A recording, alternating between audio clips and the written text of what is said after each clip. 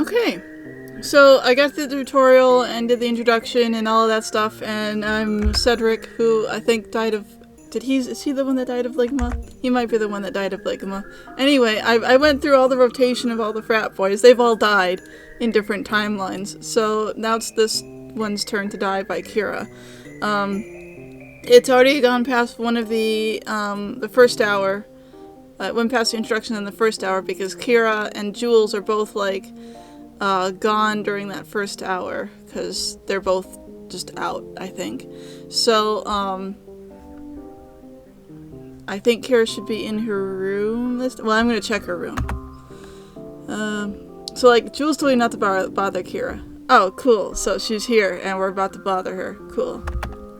First of all, ain't nobody can keep Ced from doing something stupid he's told not to do. Yeah, that's how he died of ligma. And second of all, she's sus as hell, so you gotta figure the absolute best approach here is to just bother her until she cracks, and maybe you'll learn something from the experience. We've already learned what happens when she cracks. She kills you. Go in Kira's room? Absolutely. Knock, knock. You're about to be murdered. Sorry by the time we get the words out. Kira does not even look remotely amused. You do realize how useless it is to say that after you already came in, right? My bad. Ugh. You both know you did this on purpose. Her room is not entirely what you were expecting, but it's definitely appropriate. Not a lot of decor going on in here.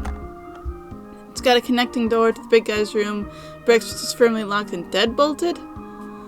Ah, weird. There's a bed, a desk, the usual fare. There's a weird spot above the dresser where some painting or something was probably hanging, or like a mirror or something. Clearly decor offends her crappy little sensibilities.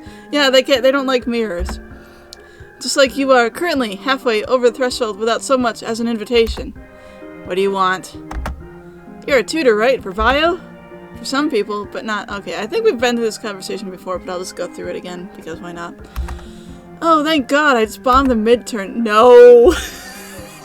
Never heard a more emphatic no in your life. Find somebody else to save your ass. I'll pay you. You'd hope that'd help your case, but she just gives you the most shit-eating glare you've ever seen on another human being's face. You think I'd even consider working for free? No, never. Why, like, have people tried to short you before? Okay, well, at least she seems more sus than angry now. Maybe that's a little improvement. Sometimes, why? I just don't see you around much. Figured you probably only come to campus with people you know, or something. Kira just shrugs. So, like, if you don't want to, any chance you could hook me up with someone who could help me? Or, like, would? I mean, like, if you're a tutor, right, isn't there someone who's part of your organization? I bet that you have to really know your stuff, anatomy and all that. Okay, you thought the look you got before was the most soul-curdling thing you've ever seen. This one is unfathomably somehow worse. I'm not even going to ask why the F you think we would know anatomy outside of being a biology tutor, you dipshit. You think back to what Brick said earlier. Vampires. It must have been a code word. You tried looking on the internet, but to no avail. But surely there was still some connection to blood. Why else would they pick it? Then again, you don't know exactly how button relates to killing people, but that word actually did come up in your mob-related internet search. Blood, right? I mean, yeah, the human body does contain blood. What does that have to do with literally anything? I don't know, you tell me. Because when he called you guys vampires, you only did air quotes to indicate that you weren't, like, effing serious about it or anything. It still feels stupid to say out loud. Dots. Kira blinks at you. He just said that? Yeah. It's a code word, right? Right? Damn, you got me! You're completely right! Not telling you what it means, though. Trade secret and all that. Anyway, I need to go talk to some people. Right, cool. Have fun with that. She's so dodgy about everything. Like, okay, so she can't tutor you. Can't or won't? And then, like, can't tell you anyone who can. You wouldn't even believe she's a tutor if some of the other guys in the frat had sworn you up and down that she helped them pass their effing gen eds. Still, it seems like a cover story. A really sus one. Maybe it's how she gets on campus and kills people like Yancey. Maybe it's how she got him. Let me know if you find anyone who can help me, or, like, Yancey. Sure. You have a feeling she absolutely will, the F not. Dots. If looks could kill, you'd have been dead several minutes ago. You make yourself scarce. And then you immediately follow her. Let's see. When I was with Jules, she was talking with Jules. So she's probably there now. Two of them in hushed tones listening in the conversation. Yep, so there's Kira and Jules. Alright. So we have to worry about everyone knowing about that too, on top of everything else. Okay, that's Kira. Oddly enough, she sounds more upset than angry. Someone else huffs out a muffled sigh. Jules. Seems like she's more pissed off than Kira for the moment, but doesn't voice the sentiment any further. You know, the worst part about it might be that it could be so much worse. Not that there isn't time for it to get worse, you know. We have all the time in the world, but still. For a moment, there's just silence. The faint sound of quiet breathing. Jules. She's definitely still mad. Kira, as always, when she's not talking, is eerily silent. That's because she doesn't breathe, because she's dead. This is all so vague. It could be about Yancey. Offing him would certainly create a bad situation, one they'd want to keep secret at any cost. You'll have to keep eavesdropping, just to be sure. You're thinking about something else. I can tell. It's Kira's turn to sigh. Mostly just like, do you ever wonder if this is worth it? Like, any of it? Is it worth it? Was it ever? Yeah. Jules sounds resigned now. There's a vague sense of exhaustion to her voice. But it's not, you think, targeted at Kira. When she speaks again, she does so with a heavy dose of care in her words. I thought it would be fun. Kira snorts. No, I mean, like, not fun, but after the beginning, I thought it would be more fun than this. Kira does not respond. Okay, sure, bad joke, but yeah, Tally wasn't kidding when he said it would be like a meat grinder. Tally. The name sounds familiar, but you can't quite put a finger on it. But if he gave them a warning about the challenges of the life they lead or whatever, he has to have something to do with this entire sketchy operation. Tally said that? My talk was a little different. Ah, so she knows him too. Still, she sounds surprised, maybe a little angry. You wonder what the deal is there. Tally informed me of that. I mean, he basically threw us in the deep end, like Brick. I know. Now that sounds exasperated, but us seems to imply they entered in this mob stuff together, so maybe Kira wasn't in the life before all this. Hard to tell through the doorway, though. It's just impossible to figure out what's going down in his head most of the time. I know he's way older than us, but he's younger than some of the insane politicians we have to deal with, so it seems like he's in a similar place with all of that, too, but it seems like we don't get any advice from him. There's a confused fondness in Jules' voice, like she's full of understanding but can't quite parse out why she feels that way. I'm wondering if, So like the way that Thin Bloods get created is that there's a young, you know, quote unquote young vampire, like high generation vampire. Vampires sort of see their power in terms of generation. Like the oldest generations are that have the lowest generation. So like, you know, 1, 2, 3, those generations have the most amount of power, and most of them don't like really fuss with the world as it is now because they're just too freaking powerful. But generations under that, like 4, 5, 6 or whatever, would be still extremely powerful, but they're probably still doing things out in the world, manipulating things or what have you. And but as you go down the line, as the generation gets higher, like, you know, 1 through 12 or 13 or however many there is, the blood gets more washed out, more watered down in a sense. So like each vampire after that is a little bit weaker than the one that was before it. Like a lower generation vampire can still like jump generations up and become more powerful, but that's like through illegal, you know, considered to be highly illegal in most vampire societies, where like they eat the heart of another vampire, and that's basically how they become more powerful. But for a Thin Blood, basically means that the vampire that made Jules into a Thin Blood would have had to have been like 12th or 13th generation, I think. If I'm remembering correctly. I could be getting my numbers completely wrong here, but they have to have been from the weakest generation of vampires, and then when they make a vampire, those vampires are basically like half vampire, half human still. And they can get stronger powers if they drink the blood of other vampires, and they can be bonded to other vampires that way. And I'm kind of wondering here if Jules isn't bonded to Brick, because she's, the way that it describes how she's fond of Brick but can't understand why. that it's a possibility. I don't know if it's actually the case or not. It's we're basically like listening in on other people's drama and trying to figure it out from there. So it's hard to say for sure. I could be way off base though. Anyway, I guess this kind of feels like all we can do is try not to drown in it. Yeah. The voice sounds defeated, but she definitely agrees. She's just not happy about it.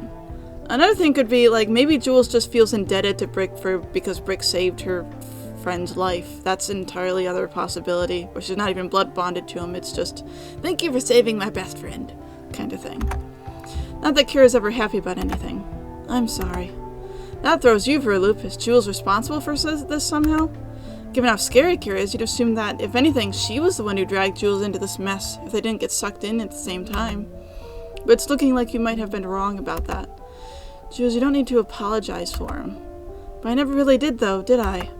Now you're getting into the deep shit. The Kira will probably disembowel you if she hears you eavesdropping shit. Is that going to stop you, though? Yeah, no. No, it won't. What do you mean? I mean, we've never really talked about what happened. Ever. Oh. If I decide to do that while you're on earshot, this is like the luckiest break in the entire brief dramatic history of your investigation. God damn. Even if this ultimately doesn't help you find Yancy, it's some seriously juicy gossip. I can totally speak today. Yeah, that's not on you, though. That's on him. Is it? I mean, sure, yeah, it is, but it's not just on him. So, boiling it down to the facts. Brick did something, two of them got in a deep shit, Tally had some involvement. No, you're right. It's not just his fault. Yeah, so I'm not just apologizing for him, I guess. Wait, hang on. There's a drastic shift in the tone of Kira's voice, as if she can't quite believe what she's hearing, and you struggle to follow the thread, but she, for sure, has a better idea of the situation than you do. Stop. Whether you like it or not, it's on me, too. I'm the one who got us into this mess. No! The one who got me into this mess is me. I dragged you into this. We don't need to play the whose fault is it game, okay, Jules? Interesting. Just like, look, we both know it's Brick's fault. We both know that you and I, both of us made mistakes. But for a while, all we've been doing is what we can to survive, you know?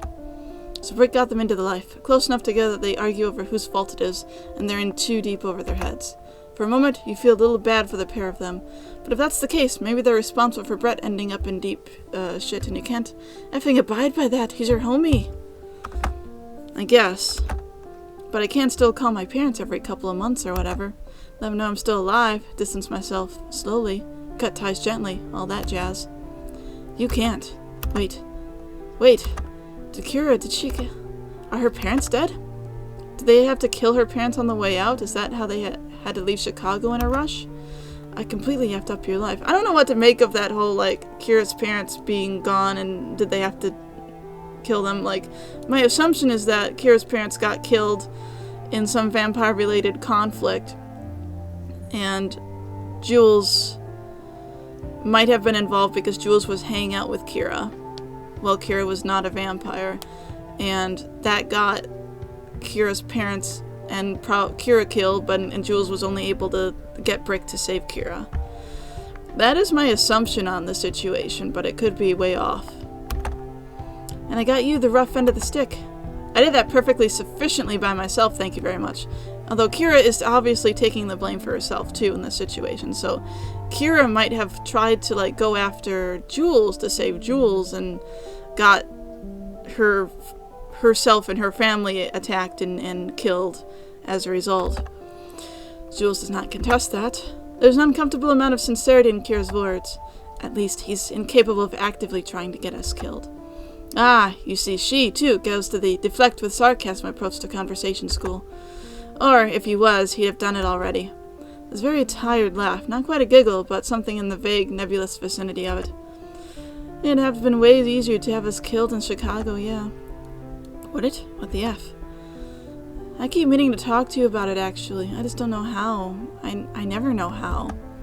F yeah, secrets. I feel like such a shitty friend. Yeah, you'd probably back that statement, considering it seems like there's a decent chance that she was put in some situation that could have resulted in her and Brick literally killing Kira. Whatever the F happened with Kira's parents, you think listen, it's a hard thread to follow. A lot of moving parts with this one. Yeah, it is a lot of moving parts. I don't quite understand the full veracity of it, except for the fact that, like, Kira and Jules are very protective of each other. You're a good friend. I just feel weirdly torn. He makes everything complicated, you know? Like, I just like the guy, even if sometimes I don't. But then, give it 5 minutes and I do, you know? More silence. Jules' last question carries the vaguest hint of a plea. Kira, on the other hand, is speaking barely above a mutter. You have to actually strain to hear her. Yeah, I guess. A moment passes, then another. You're about to make your move and leave before they find you, awkwardly pressing your ear to the door before someone wanders by, but then... You hungry? It's quiet, almost a whisper, and a complete effing non sequitur. You don't get a response from Kira. There's a soft mutter, but that would be an affirmative or a negative. It's basically impossible to tell. Go for it. Before they get up to leave or grab a granola bar, whatever the other unstated plan is, you make your exit before silence betrays your presence. Right. Kira.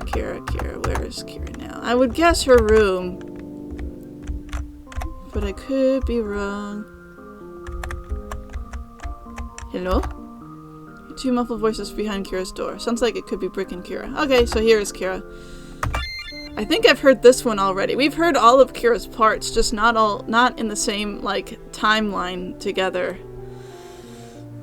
These two seem like such an unlikely pair, and from the tone of their voices, this is some serious shit. You have to know. Maybe one of them got Yancey. Maybe they both did. Yet still, almost holding your breath, and do your best to pick up on the hushed conversation from behind the threshold. It doesn't sound like an argument, though. Being followed, like, when you go out? I don't think so. Well, that's kind of something we should know for sure. Remember the last time we didn't notice? Mention of a last time does not bode well for Yancey. That's not good at all. And now, you have a sinking suspicion this is going to involve you, somehow. They only shot me once. Only once? You wonder how long ago this incident was. Recall some gossip about a party turned sour not too long ago. If Rick's still recovering from that bullet wound, he's not showing it. You make a mental side note also to try and figure out how the Mafia has such damn good doctors if you live through this. Yeah, he's a vampire. They heal through stuff like that pretty easily. Besides, I beat him to a pulp right after. Damn, if you thought your mind was reeling before, how the hell do you beat up a guy after you get shot? So you're not concerned this time around at all? You're really gonna say that to my face after what you did? The silence that follows, you imagine Brick's enormous shoulders shrugging. Thinking harder on the bullet wound, you know you heard somewhere that the mob doesn't really deal in drugs. But if things really went down the way these two claim, they'd have no reason to lie in it when it's just them. Brick was probably on enough coke to kill a horse. You consider how hard it would be to find their stash. You could throw, like, the biggest party with that. You don't think Grundy's little note was worth worrying about?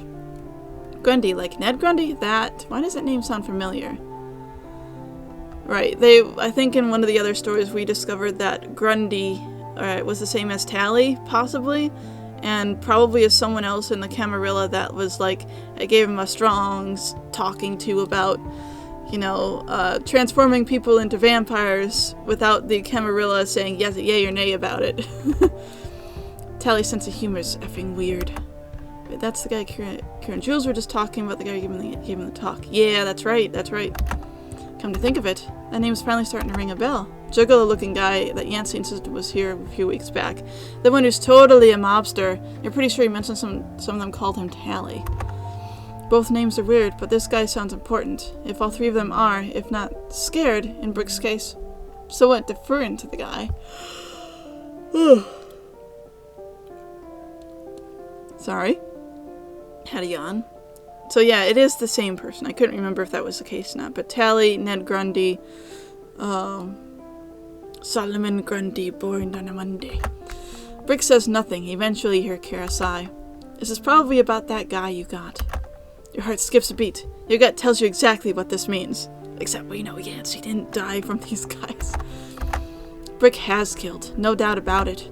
Probably definitely more than once. You doubt they're talking about Yancey right now. It seems like some deep shit with the Mafia politics or whatever, but that doesn't mean he didn't get Yancey too. Yancey's fit and all, but he'd stand no effing chance against Brick. You think they're that mad about the sheriff? There's a short chuckle from behind the door. You know, did not finish that effing sentence. I didn't kill the deputy. If you remember that you need to be quiet, you almost matched Kira's annoyed groan. But jokes aside, if this is an actual sheriff, you think it can be a whole thing in the news. Some 6-foot something snapped their neck. So it must be another code word. It's a sheriff, but it might be a sheriff for Chicago, possibly. Now that I'm thinking about it, if they ran away from Chicago to some other location, like they're hiding out in another Camarilla area, and this Camarilla has decided to take them in under the fact that they are extremely indebted to the Camarilla for taking them in. If they turned someone into a vampire in Chicago, which would be like they turned Kira into a vampire in Chicago, and that's against Camarilla rules. Camarilla rules state you gotta kill people who, both the young vampire, the fledgling, as well as the one that made them, the maker. You have to kill both of them. And perhaps, now I'm thinking about it more, perhaps Brick killed the sheriff that was sent after them to, kill them, possibly. And the sheriff being a sort of high-ranking position in the Camarilla of that area, that would have made some issues, and they would have had to have left Chicago real quick to survive. And they were lucky that this one decided to take them in. And of course, with Tally sort of looking over them, it seems, Tally would make them do anything and everything. Like, he could get these guys to do anything, because it's highly unlikely another Camarilla would be willing to take them in.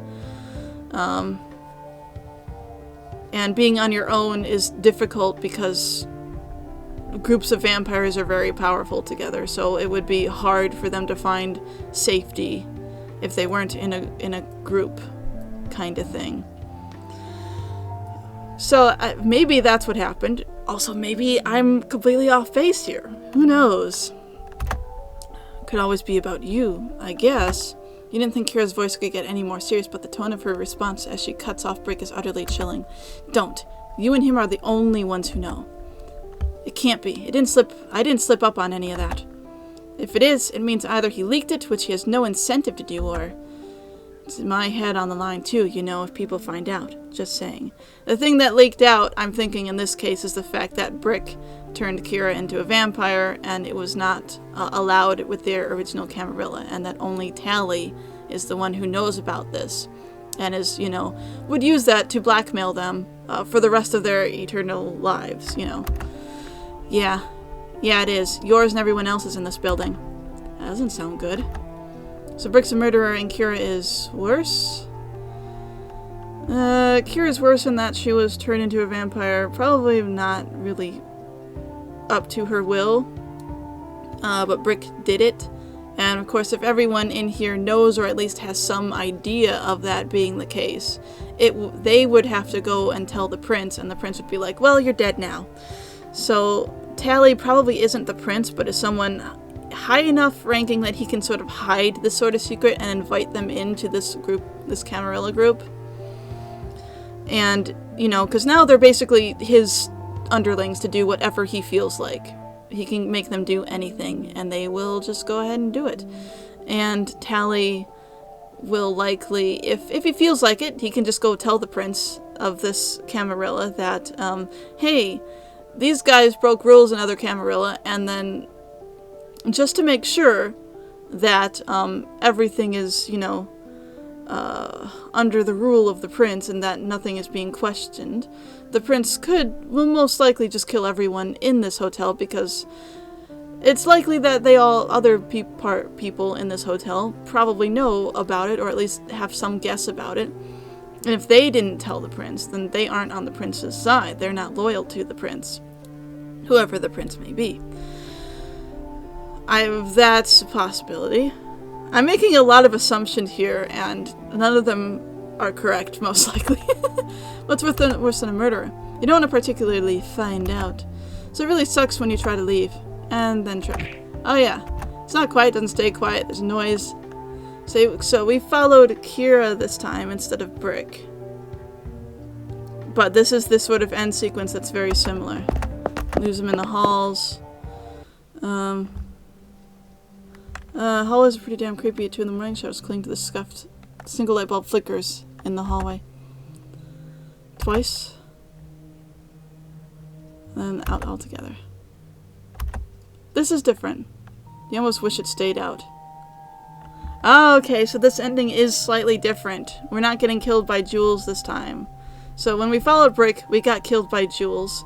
When we followed Jules, we got killed by Kira. When we followed Kira, we got killed by Brick. I see. This is, Brick is actually going to be killing us twice. He killed us one time for Ligma. Actually, now that I think about it, I picked Sed, and then, I picked the Ligma option, and Brick killed Sed. Brick is killing Sed again, but this time it's for non-Ligma purposes. Figure looms, towering at least a full head above you, shadows on the floor clinging uncomfortably to the man's dark boots. I'm not going to apologize. His cold hand grips your wrist, but you realize too late. It doesn't make sense. Brick's hands are by his sides. You look down, shock and dawning horror, for the walls themselves have seized you. Yeah, the shadows have grabbed you, because that's what Lasombra do. The dark patterns your shadow makes on the horrible wallpaper have come to a wretched mimicry of life in order to wrap themselves around your arms, pinning you in place. What? You only manage to mumble the first syllable before Brick holds his actual hand over your mouth, gripping the sides of your face. His hold on you is insanely strong. You bite down hard, but the man is made of steel, and your teeth find no purchase. You don't have time for any of that. So instead, I'm just going to answer the questions I think you have, and then we're going to wrap this up. I wasn't joking. We're vampires, your friends included. But I told you that already. You just had to keep digging. You try to make some kind of sound, to ask, but it's become abundantly clear that you aren't speaking anytime soon. I knew someone like you once. And sure, maybe I'd have been lenient if it wasn't anyone else but you. Maybe I'd have been lenient if it was the first or second time. But it's not. I don't give an F what Brett gets up to with you all in his spare time. I don't even care if you're here because he broke the masquerade. Brett broke the masquerade. When did he do that? I'm trying to remember. Because we're in... I don't think... When did he break the masquerade? I don't know. You barely understand what the F he's talking about, but it's not your fault you can really process things right now. No point in figuring out what this masquerade is about when Brick is borderline obstructing your airways, and could probably pop your head off at any moment. What I do care about is that you've been digging your meaty hands into Kira's business, and I can't abide that. I can't abide that at all. Oh, so was Brick sort of watching us as we followed Kira around? The dark tendrils grip you hard enough to crack bones as he continues. It's not personal. It's just that she's my child, you know? Oh yeah, that's the term that they use, the vampires who make other vampires use to describe the ones that they make into vampires. The child with an E. I need to take care of her, and that means anyone who sticks their nose where it doesn't belong needs to die. You stare at the man as he takes a step towards you, closing the already short distance. The light bulb above you cracks and bursts. I'd say I'm sorry, but I can't compromise my job for you, so I'm not. The man speaks too quietly for someone unapologetically placing his other hand on your throat. You struggle to scream. You fail. Besides, I'm not allowed a freebies to spend on kids who don't know when to stop poking around. Maybe Kira was one that also did poking around, possibly. Who knows? It's over most mercifully quickly. A single snap, you don't even get to hear it. Nobody will ever know. Dots. Hey, what the F? You don't live long enough to see the small figure who steps out into the hallway. Not the exasperated look on her face. Not the way her shadow, unlike her, cracks a small grin, watching a larger man intently with the anticipation of a particularly violent child. Brick, what the F? He was listening. I heard him earlier. You heard him too. Caught him circling back to try to snoop around. As much of an explanation as he gives. But it's more than enough for Kira. Look, I really don't give an F about whether or not you killed Yancey, but we both know why neither of us could let him stick around after that. If he just left, I'd have insisted Brett take out another loan to get the problem under control, but I'm not risking this being larger than one nosy punk. Kira just nods slowly. When she speaks, there's no anger in her voice. Ah, surprisingly discreet for you. I'm actually a little proud. Brick snorts. Hey, your death was discreet too. Give me some effing credit here. You are dead. The mystery remains unsolved. Well, I mean, we already solved the mystery in a different timeline. It said just gets killed multiple times by Brick, unfortunately. So that leaves only Luca? Only Luca's left. Just him. That's it.